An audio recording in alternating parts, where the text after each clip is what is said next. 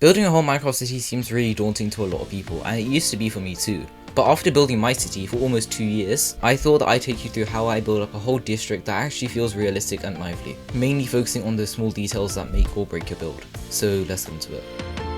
This is the area that we're working with today. I did build up the place ages ago, but I decided to restart as it just was not holding up to the standard that I've set since then. The buildings look rushed, every street is identical, and the whole place is just looking so unfinished and thrown together. So today we're going to be steering this district into a whole new direction with more of a suburban style, as this is located pretty far from downtown, so let's get started. First you gotta start with the layout, and I already had a layout to work with, as like I said, the area was already built before, but I did still change things up as I went along. You don't need to overthink this though, I mostly just go with the flow of things, instead of planning every single little detail before, adding small pathways and alleyways after.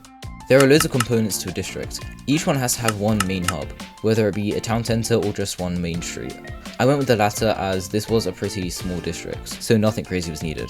I chose this specific place as it had a train station right next to it, and most of the street was already built up. It just needed some more variety and character, which I pretty quickly added. You don't really need to make a whole new design for each and every single building, as some uniformity would be present in these streets. What I usually do is repurpose old buildings from other parts of the city that will somewhat blend into each other. For example, I grabbed these townhouses from the downtown, made them a bit shorter to fit in with the less dense buildings, and recolored some of them. I don't have the recordings for this, but you can see what I mean. Make sure not to neglect the detailing. Tiny things like adding a couple staircases to the basement and the apartments, a tiny car park, and stuff like that really add a lot of personality into your builds. I don't usually do interiors that often, but I put in the effort for this build, which you can see in this short that I posted a while back.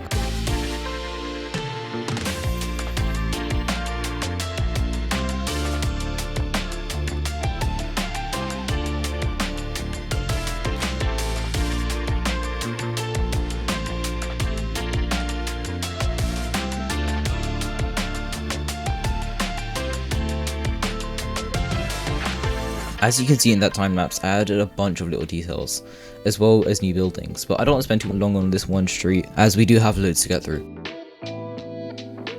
I'm gonna start over here right behind the high street. I decided to leave a couple of townhouses there, and I'm not sure if I'm gonna keep them here forever, but I thought that some variety with the builds would look pretty cool. But let's get to the main bit, which is the housing type. For this, I settled with some suburban looking houses from the 1920s to 1930s. These houses would be semi-detached, which if you're American you wouldn't be too familiar with, but where I live, these are all over the place, so finding reference images was pretty easy. Also, a quick tip, if you're going to be cloning the same building all over the place, you'll want to build an interior first, as that way it'll actually seem like you put effort into building each and every interior from the ground up. What I did differently to the last time that I built up the area was that I customized each and every building, well, for the most part. It's such a quick and easy thing to do. You just need to select the whole building using world edit, which I'm going to assume you're familiar with, and replace the right blocks with some different colors and textures. After all, you never see a street with every single building looking the exact same. There's literally no point in rushing the build and skimming through the detailing, as you won't even enjoy the building process and the result won't even look good. But anyways, back to the video, let's do a quick time lapse.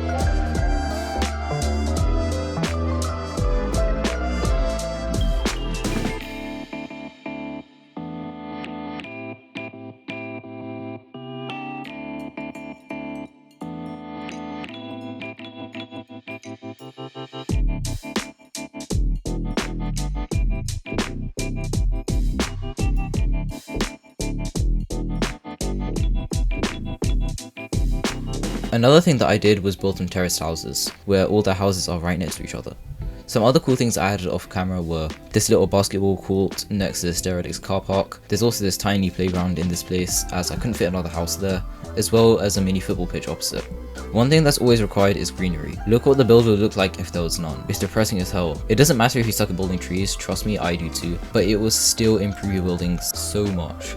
I remember I used to build road segments with lampposts and trees in straight lines that were all the same height and type, and it took me so long to realize that these looked like absolute crap. It just looks so much better to build the road first, then add trees and then lampposts. And don't be scared to add larger trees to the roads. And if you have an empty plot of land with nothing to build, just paste in a bunch of trees. It will look just fine. On the topic of greenery, you'll want to have at least one park for each district, and that is the bare minimum. Where I live, there are at least 4 parks in walking distance of my house, and it really just improves the atmosphere of the area. As I've said multiple times already, I had a template to work with already, so the block for the park was already set. Previously, I had all of the sports facilities in this block over here, but I thought that it didn't really make much sense to have them right next to the highway, as I only added the highway a bit later on. By the way, I know this is a little bit off topic, but I have nearly every single build process showcased on this channel. The playlist with all 13 episodes so far is linked below. Now back to the actual video, I filled in some houses, then moved the sports facilities back to the actual park area, and still left enough space for recreational space.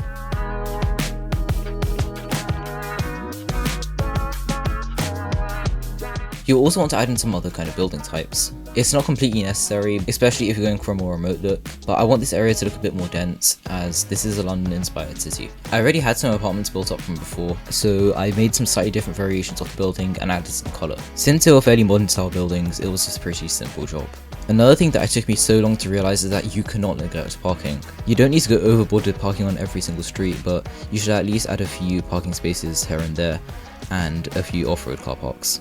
Sometimes I try to make it look a little bit derelict depending on what districts I'm building in. For example, in my last video I was building more of a neglected district. Finally, I filled in this area over here with some more dense buildings, with some more modern flats, some more houses, some allotments, and some old shops.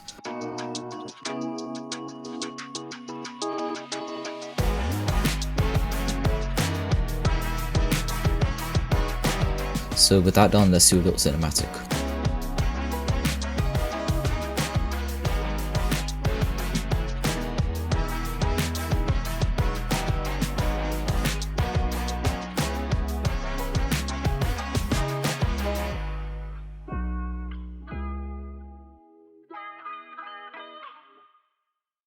After around 20 hours, I think, the build was done. I recorded the chunk of this like 3 months ago, which is why it may seem a little bit all over the place. But I think that will cut it for today's video. Thank you so much for watching, consider subscribing, and I'll see you guys next time.